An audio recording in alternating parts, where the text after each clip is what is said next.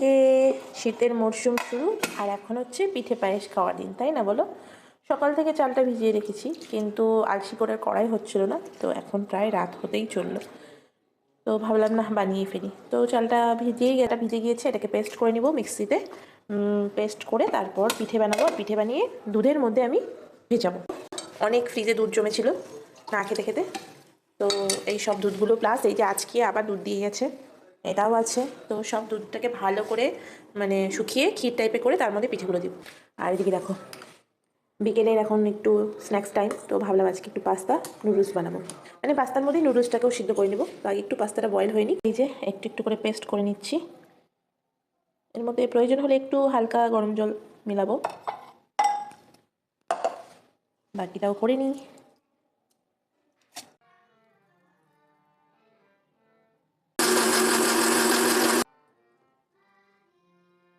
হয়ে গেছে আমার সবটা পেস্ট করা।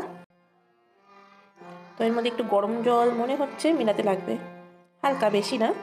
তবে ব্যাটারটাকে ভালো করে এখন একটু লবণ দিয়ে মিক্স করে, একটু উষ্ণ গরম জল দিয়ে মিক্স করে রেখে দিই।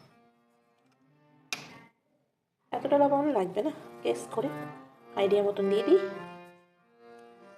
দেখে দেখো দুধটাও আমার অলমোস্ট ফুটে আসছে। এই যে ব্যাটারটা দেখো রেডি। এটাকে এখন থেকে রাখবো 5 মিনিটের জন্য। আর ওইদিকে আমি এখন পাস্তাটা বানিয়ে ফেলি। পাস্তাটা সেদ্ধ করা হয়ে গেছে, আর এই দুধটাও শুকোতে থাক, কম আছে। পাস্তা রেডি রেডি রেডি, তিনজনের পাস্তা রেডি। আর এই যে চলে আসছে খেতে। এনাদের আবার রেস্টুরেন্টেরটাই ভালো লাগে, বাড়িরটা ভালো লাগে না। তবু আমি চেষ্টা করলাম রেস্টুরেন্টের মতন বানাতে। তো তো তো তো রেস্টুরেন্টের মতনই দেখো না, শশার আবার খোসা ছাড়াই নেই আমি, যাতে রেস্টুরেন্ট ফিল আসে। এটা না, তুমি বেশিটা নমন দেখো, এখন আবার তর্স হয় না। একটু গ্রিন চিলি সস। এদিকে তো এনাদের কেচাপ নেওয়ারও এখন সময় নেই, কতক্ষণ নিয়ে বসে গেছে। বলো, রিভিউ দাও, কেমন হয়েছে? দারুন। রেস্টুরেন্ট ফেল কি বলে বাবা? আমরা রেস্টুরেন্ট খুলবো বলে? আচ্ছা বলো কেমন হয়েছে, তাড়াতাড়ি বলো। টেস্টি? ঠিক আছে, এটা এখন আমিও খাই, তারপরে আবার পিঠা বানাবো। ইয়েস, সাদা পিঠা তোমার ফেভারিট? খুব খুশি না বাবা? চাল সকালেই তো ভিজে হয়ে গেছে। কি ব্যাটারটার কি অবস্থা? ঠিকই আছে, একটা দিয়ে দেখি, চলো একটু ভালো করে মিক্স করে নিতে হবে। ছোট্ট কড়াই নিয়ে নিয়েছি, ফার্স্ট টাইম এটাতে করবো, জানি না কেমন হবে। তো একটু অয়েল দিয়ে নিই, প্রথমটাতে অয়েল দিতে হবে, তারপরে আশা করি লাগবে না।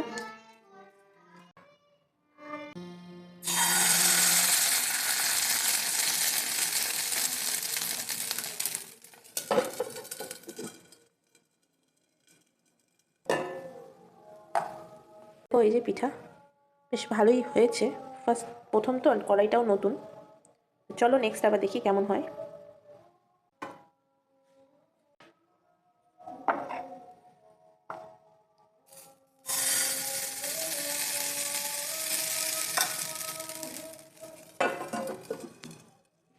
এদিকে দুধটা ফুটে শুকিয়ে অনেকটাই কমে গেছে, তো ওর মধ্যে দিয়ে দিলাম একটু চাল, বুঝছো, কারণ অনেকটা দুধ আর পিঠা খুব একটা বেশি হয়নি। তো এই যে আমার পিঠা লাস্ট আর একটা হবে, তো এটা আর একটা লাস্ট হবে। তো খুব বেশি পিঠা নেই, তো ভাবলাম একটু চাল দিয়ে দিই, মানে পায়েস আর পিঠা দুটো একসাথে, সেটাও খেতে বেশ ভালোই লাগে। আমার তো ভীষণ প্রিয়। শীতের দিনে কিন্তু আমার যখন মন চায় আমি পিঠে পায়েস বানিয়ে খেতেই থাকি।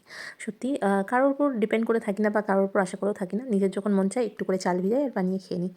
পাকুড়িও বেশ ভালোবাসে এই সাদা পিঠা দুধের, আর ওর বাবারও ফেভারিট। তো এই কারণে এই পিঠাটাই আমাদের বেশি হয়। তবে আজকে একটু চাল দিয়ে দিয়েছি, কারণ পিঠা একদমই কম হয়েছে, চালটা একটু কম ভিজানো হয়ে গেছিলো। আর তার মধ্যে কড়াইটা ছিল নতুন, পিঠাগুলোও খুব একটা বেশি মানে মোটা হয়নি, পাতলা পাতলা হয়েছে। আর এই পিঠা পায়েস এটাই ছিল আমাদের রাতের ডিনার। তো চলো টাটা বাই বাই। ভিডিওটা কেমন লাগলো কমেন্ট করে জানিও, ভালো লাগলে একটা লাইক করে দিও। Thank you for watching. খুব শীঘ্রই দেখা হবে নিউ একটা ভিডিওতে।